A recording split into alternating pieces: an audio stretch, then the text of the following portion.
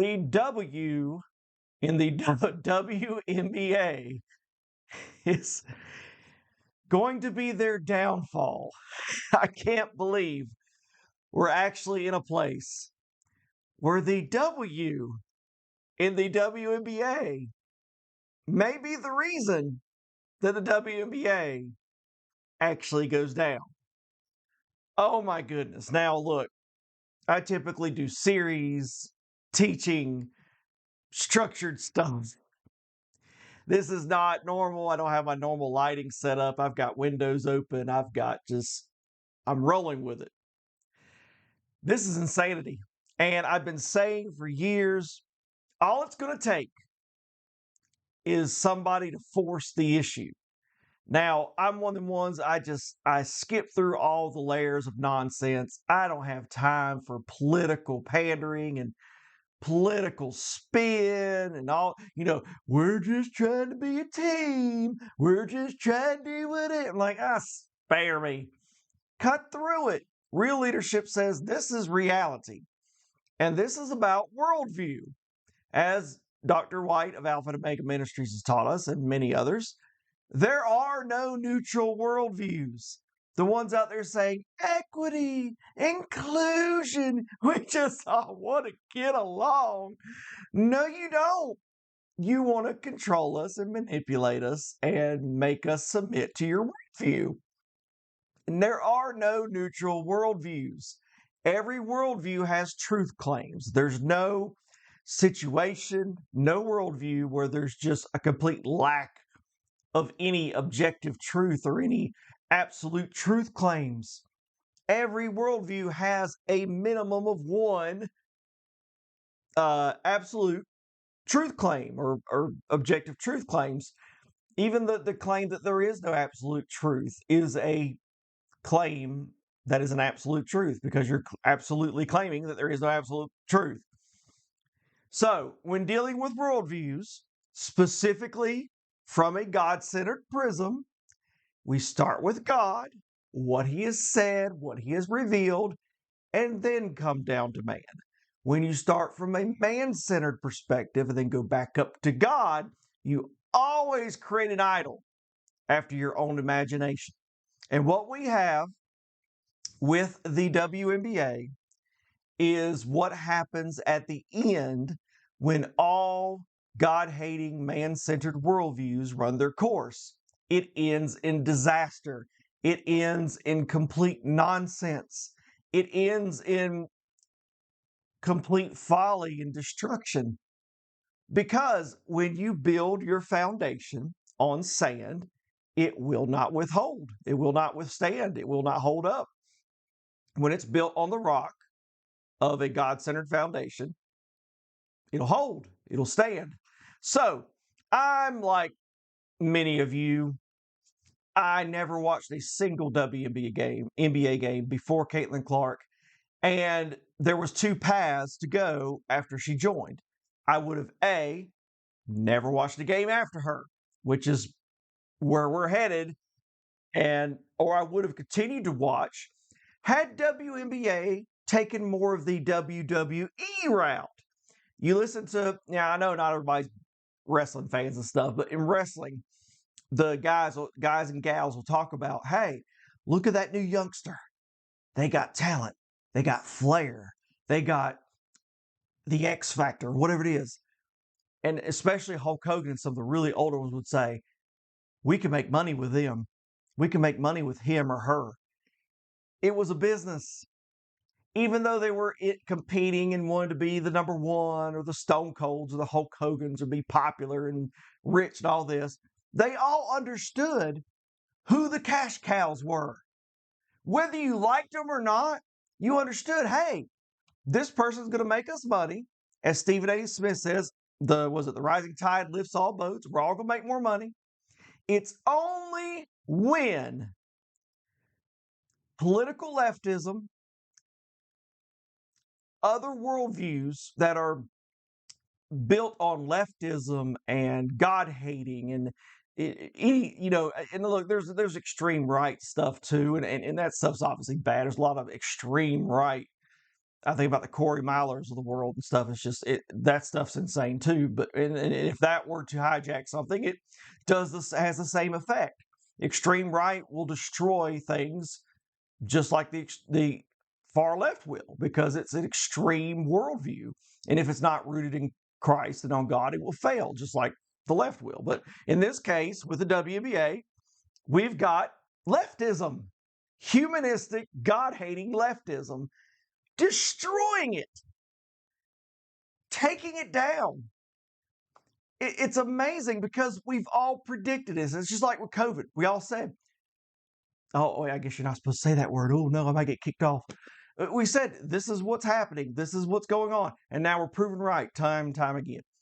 Said same thing with this. For the second she's declared for the draft, even back in college, and with the draft and the numbers that were the wild high numbers for the draft, all the leftists hating this young woman for no reason other than she's white, she's single, well, she's dating, but she's not a lesbian, and she's white. Now, politically, I don't know.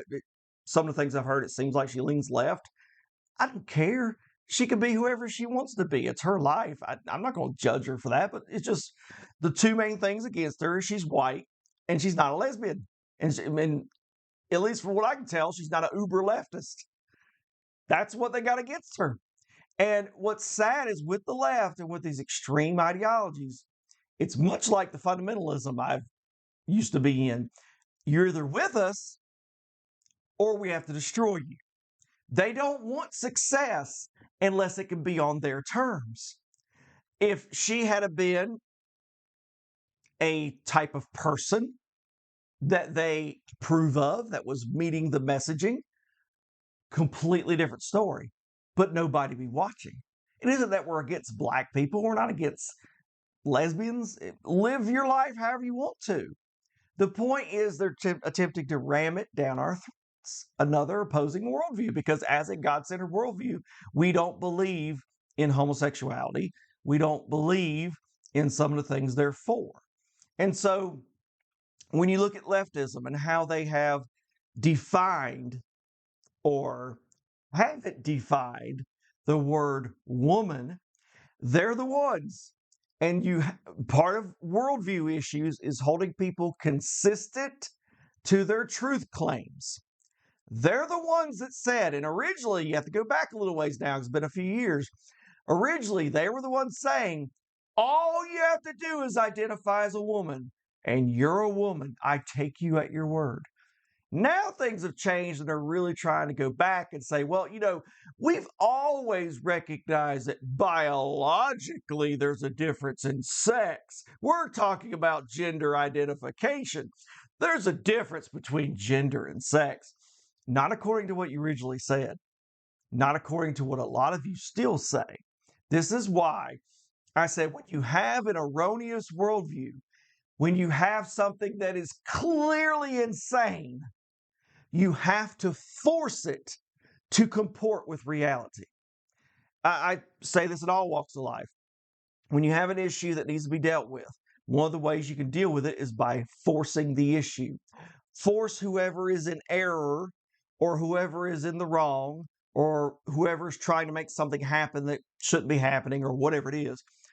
Force them into a situation where they have to deal with the reality of their inconsistencies or with the issue with their worldview or whatever it is. So I've said for years, all it's going to take, because there's never women pretending to be men to join men's league. This is so obvious if you just pay attention. It's always men pretending to be women to go into the women's sports. All it's going to take is one really good basketball, but not even really good, just a decent basketball player to pretend to be a woman, attempt to or succeed in joining the WNBA, score 100,000 points a game, and end this nonsense. Well, we have reached that point, my friends. Royce White and Ennis Cantor Freedom, I believe is the name. Forgive me if I've gotten that wrong. But they're pushing forward with this.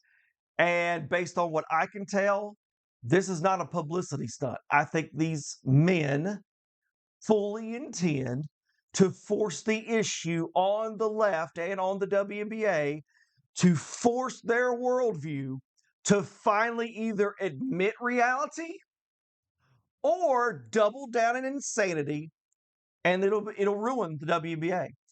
Get back to Caitlin Clark, the way they have, it's obvious. Now the leftists on TV come up with every excuse. It's obvious to anyone that's at least semi-objective watching what's happened. This isn't about basketball.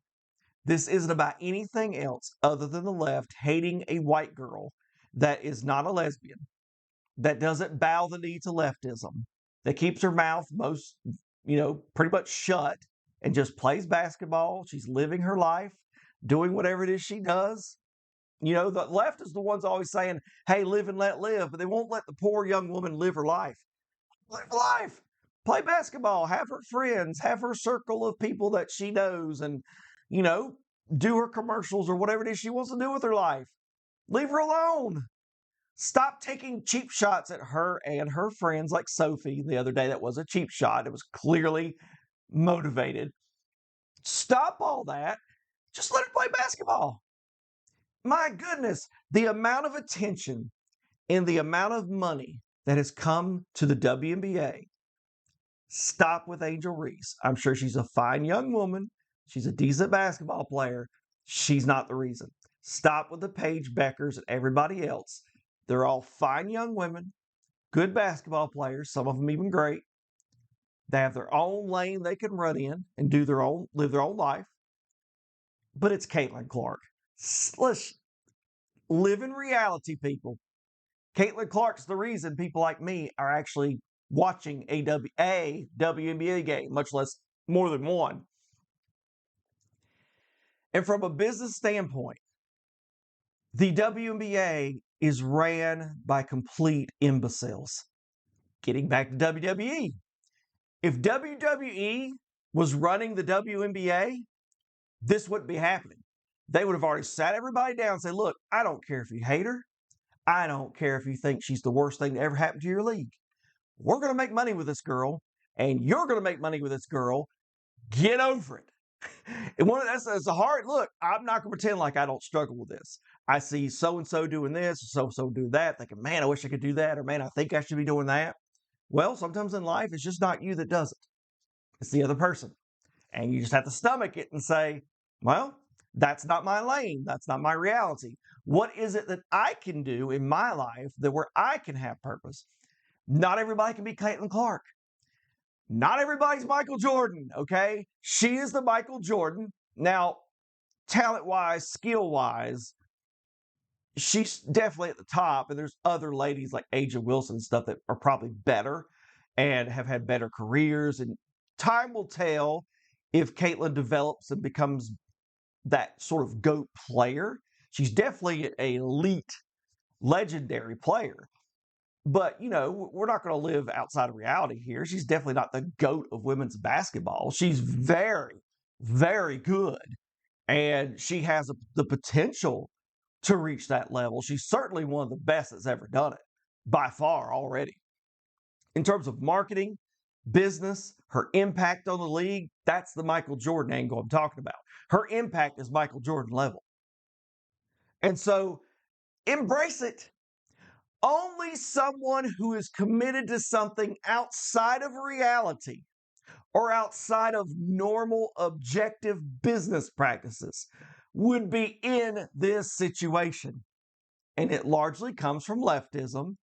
And it's twofold, not just the defining of a woman, which Matt Walsh did a whole documentary on what is a woman. And that one is, I love to watch that one on repeat because it's fun watching leftists stumble all over themselves to try to avoid saying certain things. Because it's amazing how non-Christian worldviews always borrow our language and borrow capital from our worldview to try to explain theirs. But it's that, and it's the leftist notion that if you're white and you're not engaging in some level of LGBTQ, A, B, C, D, E, F, G, you're not acceptable. even though their whole mantra is we include everybody. Well, we include everybody except those we don't want. So it's amazing that the W, meaning woman, in WNBA could be the thing that finally brings them down. And they brought it on themselves. So forcing the issue, it's, right now, the WNBA is having meetings to decide what a woman is. Oh my goodness. If for some reason this video still exists 100 years from now and you're watching this and you're going, what? Yeah, yeah, I know, I know. This is the world we live in. But regardless of what the outcome is, if they either force their way onto a WNBA basketball court, which would be comedy gold, or which will more than likely happen, some legal action, some political action, something is probably going to happen. My guess, and this guess is based on my hope, so I admit I could be wrong. I hope that the WNBA, somebody in the room finally says, you know what? We might need to let this one go. Or, like most leftists do, they're going to keep doubling down and doubling down, and it's going to ruin and destroy the league. It'll be gone. And then all the women that legitimately want to play basketball and do it as a career won't have anything. There's one thing the left definitely has in common with the fundamentalist right. They will fall on their sword and die before they change or admit that they could possibly be wrong. And it looks like it's heading that way. It really does. So, wow. This is why the Christian worldview is so much easier. God says there is man and there is woman. A man is a biological male, a woman is a biological female. You can tell by the bone skeletal structures. You can tell by the different ways in which he made us. Is there some overlap in personality? Sure. There's some ways men can act effeminate, or like ladies, and ladies act a little more mannish or something at times. There's certain things we may engage in where there's overlap, but there are distinctions. Men and women are different. We're not the same. And you can't go back and forth between one and the other. And this is reality. And reality is coming to bear on the WNBA right now. It'll be interesting to see where this goes. But it's amazing to think that the W in WNBA may actually be their downfall.